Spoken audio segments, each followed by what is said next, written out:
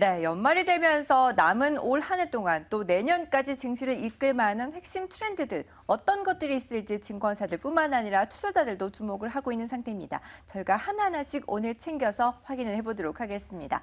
내년 증시에 대한 기대감이 벌써부터 솔솔 피어오르고 있는데요. 과연 내년 증시를 이끌 만한 모멘텀들, 트렌드들은 어떤 것들이 있을까요? 그러니까요. 로이터에서도 일단 조사를 했는데 내년도에도 대기업 중심의 보수적인 포트폴리오가 유효할 것이다라는 소식이 있어서 앞서 뉴스 전달해드리는 코너를 통해서 말씀을 드린 바가 있었습니다.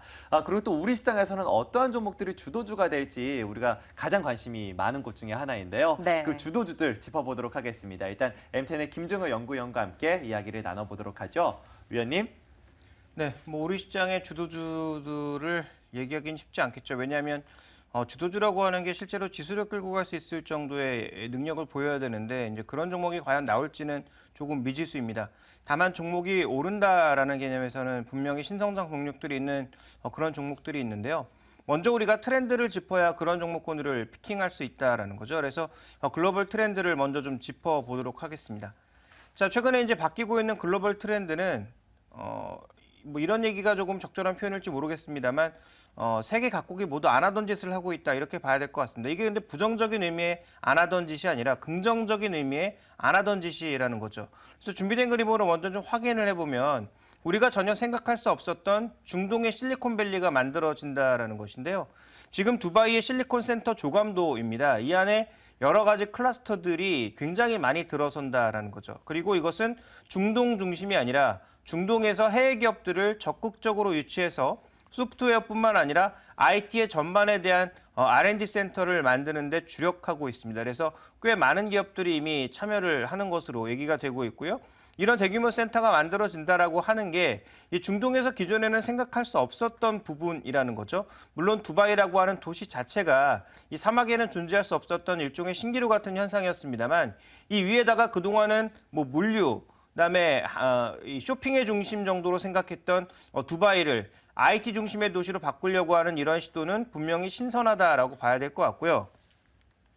무엇보다 이제 경제 성장의 틀이 원자재 기업들이었던 호주 경제에 있어서의 최근의 중요 시사점은 아틀라시안이라고 하는 이 소프트웨어 업체가 상장을 했는데요.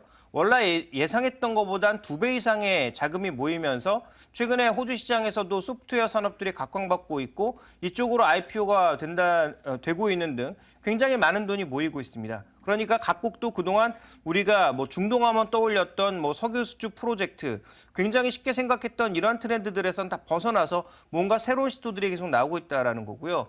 호주도 우리가 생각하면 캥거루, 그다음에 천혜의 자연 환경 이런 것들을 많이 생각하고 그다음에 원자재 기업들을 생각하지만 최근에 호주에서 이제 트렌드를 타고 있는 것은 이런 소프트웨어 같은 IT 산업들의 육성이 굉장히 발빠르게 나타나고 있다는 점을 주목해 볼 필요가 있겠고요.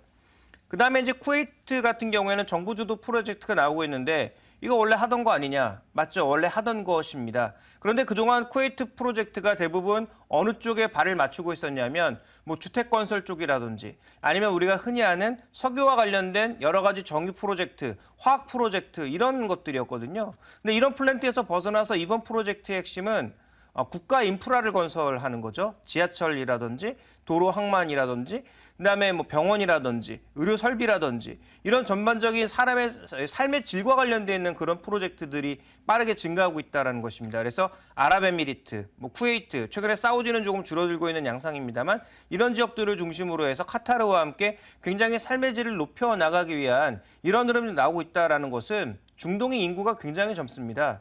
사우디 같은 경우만 해도 인구의 3분의 2가 30세 이하입니다. 그래서 이런 젊은 인구들이 늘고 있고 실업률이 굉장히 높은 상황이기 때문에 이런 실업률을 커버하기 위해서 제조업을 키우고 제조업을 키우기 위한 노력들을 기존에 싼 외국 인력들을 사다가 썼다면 이제는 자국 인력들로 돌리기 위해서 내수를 육성하기 위한 여러 가지 정책들을 빠르게 펴나가고 있다는 점이 변화의 시사점이라고 봐야 될 것 같고요.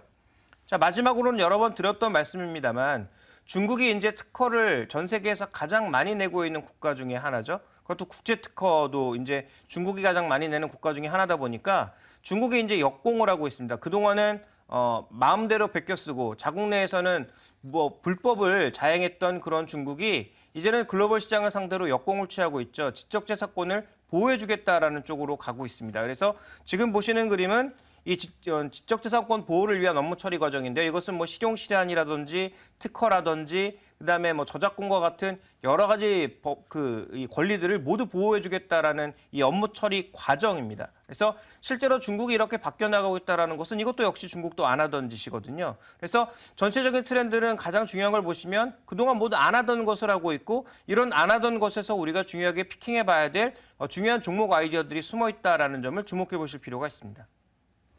네, 기존의 흐름과 완전히 다른 방향으로 흘러갈 것으로 앞으로 트렌드에 대해서 예측을 하고 계십니다. 그렇다면 그런 트렌드에 발맞춘 전략이 필요할 텐데요. 이 주식시장 안에서 트렌드 세터가 되기 위한 투자자들의 어떤 전략이 가장 필요할까요? 네, 우리나라는 수출 지향 국가죠. 수출이 잘 돼야 어쨌든 지금 현재 구간에서 우리나라 잘 살 수 있습니다. 내수만으로는 부족하다라는 것은 뭐 아직 다 알고 계실 텐데요. 그러면 수출을 우리가 봤을 때 기존 수출주들, 자동차, IT로 표현되는 기존 수출주로 우리가 과연 먹고 살 수 있느냐? 최소한 뭐 시장보다 잘 버틸 수는 있겠죠. 아까 뭐 이준희 앵커가 얘기했던 대로 대형주 투자하면 뭐 시장보다 조금 나은 수익률, 그러니까 벤치마크가 마이너스를 보여도 덜 빠지는 정도의 수익률을 보일 수가 있겠죠. 그런데 과연 시장을 이기는 수익률이 될 것인가? 그 부분에 대해서는 누구도 오케이를 할 수 없을 것 같습니다. 준비된 그림을 보시면 우리나라 12대 주력 산업의 내년도 전망은 모두 흐림입니다. 지금 해가 들어와 있는 업종이 뭐 섬유 정도, 정보통신기기 정도, 그리고 반도체 정도 이 정도밖에 없고요. 나머지는 모두 흐림이거나 비인 상황입니다. 기상도가 굉장히 불안하다라는 거죠. 내년도도 수출 쪽에서는 지역으로도 산업으로도 그 어느 쪽으로도 우리가 긍정적인 이슈를 보일 만한 게 별로 없다라는 것을 주목해 볼 필요가 있는 거죠. 그런데 실제로 이렇게 우리가 흔히 생각했던 주력 수출업종들은 모두 죽을 쓰고 있지만 신성장하는 7개의 수출업종들이 있다라는 거죠. 그게 이제 보시면 중전기기라든지 플라스틱 제품이라든지 IT 장비 쪽이라든지 그다음에 이제 화장품 같은 것들은 꾸준하게 성장하고 있다라는 거죠. 자, 이들의 성장률이 꾸준하게 올라가면서 이들 품목이 차지하는 전체 수출에서의 비중도 꾸준하게 지금 상향되고 있는 상황입니다. 이 7대 품목의 지금 비중이 올해 기준으로 6%, 내년 기준으로는 거의 7%에 육박할 것으로 보여주고 있기 때문에 우리나라 전체 수출은 굉장히 부진하나 내부적으로 보면 분명히 약진하고 있는 그런 업종들이 있다라는 것이고요. 그 업종 중에서 핵심은 화장품이 가장 빠르게 성장하고 있고 뒤를 이어서 중국 투자를 중심으로 하는 IT 장비 쪽에 성장하고 있다라는 것을 주목해 볼 필요가 있겠고요. 그다음에 이제 전력기기들이 많이 생산되고 그것들이 바뀌면서 중전기기 같은 것들도 수출 비중이 계속 늘어나고 있는 대표적인 업종 중에 하나이고요. 아까 말씀드렸던 지적재산권 보호로 인해서 우리나라의 컨텐츠 관련 매출이 늘어날 것으로 예상되는 만큼 그와 관련된 종목군들에 대한 이 관심이 필요하다라고 볼 수가 있겠습니다. 그래서 그런 뭐 대표적인 종목군들을 보시면 LG생활건강이라든지 뭐 오스템 임플란트 같은 헬스케어 관련주들, 그다음에 한미약품 같은 의약, 그다음에 뭐 비아트론 같은 이 장비주들, 그리고 뭐 SM과 같은 콘텐츠를 생산해낼 수 있는 그런 기업들에 대한 관심이 좀 필요하지 않나라고 보고 있어서 이런 여러 가지 글로벌 트렌드 변화에 따른 국내 시장의 변화에 있어서는 가장 핵심은 결국은 내수에서 수출로 확장하거나 아니면 새롭게 시장이 넓혀 나가고 있는 그런 기업들을 우리가 주목해 볼 필요가 있겠다. 이렇게 판단하고 있습니다. 네, 우리나라가 아무래도 수출 중심의 경제이기 때문에 수출 시장에서 성장하고 있는 업종과 종목군들을 꼽아주셨는데요. 다른 성장축으로 또 중동을 꼽아볼 수가 있을 것 같습니다. 중동 같은 경우에는 종교적인 의미로 좀 못먹는 의식들이 있기 때문에 이 할랄 인증을 받는 이런 이 할랄 시장에 대한 관심도 상당히 높은데요. 우리나라 음식료 기업들도 여기에 대해서 좀 적극적인 진출을 타진하고 있는 모습입니다. 앞으로 어떠한 상승 보여줄 수 있을까요? 네, 제가 이제 앞서 자료를 준비하다가 중동에 대한 여러 가지 자료를 찾아보니까 중동 쪽에서 이제 할랄 시장에 대한 관심이 높아질 수밖에 없다라고 판단하고 있는데요. 먼저 준비된 그림을 보시면 할랄 시장, 방금 이준희 앵커가 생각한 대로 식품이 주류인 것은 맞습니다. 그런데 앞으로도 그럴 것이다라고 생각하면 오산이죠. 지금까지 보시면 식품이 거의 60%를 차지하고 나머지 뭐 투어라든지 여행 쪽이라든지 아니면 나머지 이제 소비 시장 자체가 비교적 작은 비중을 차지하고 있는 것이 현실입니다만 앞으로는 그렇지 않을 거라는 거죠. 그래서 준비된 그림에서 보시는 것처럼 대부분 지금 식품을 차지하고 있으나 이게 지금 2조가 넘는 그런 금액을 차지하고 있는 거거든요. 우리 돈으로 치면 엄청나게 이제 큰 금액을 차지하고 있는 것인데 이 시장이 향후 판도가 바뀔 수밖에 없는 게 식품 시장은 꾸준하게 늘어나지만 그 성장률 자체는 그렇게 가파르지 않습니다. 그런데 중동 쪽이 지금 핵심은 뭐냐면 그 젊은 인구들이 대부분 놀고 있고 석유로 정부가 부여해 줄 수 있는 이 복지가 점점 줄어들거나 앞으로 축소될 수밖에 없는 입장이기 때문에 결국은 그들에게 일을 시켜야 된다라는 거죠. 그리고 내수 시장을 확충해서 그들에게 이제 경제 활성화를 꾀할 수 있는 여러 가지 정책적인 배려들이 있어야 된다라는 것입니다. 그래서 뭐 일부 지역들, 뭐 시리아를 포함한 일부 분쟁 지역들의 분쟁이 줄어들 가능성은 없다라고 봅니다만 그 외 나머지, 그러니까 중동도 지금 여러 지역으로 분할할 수가 있죠.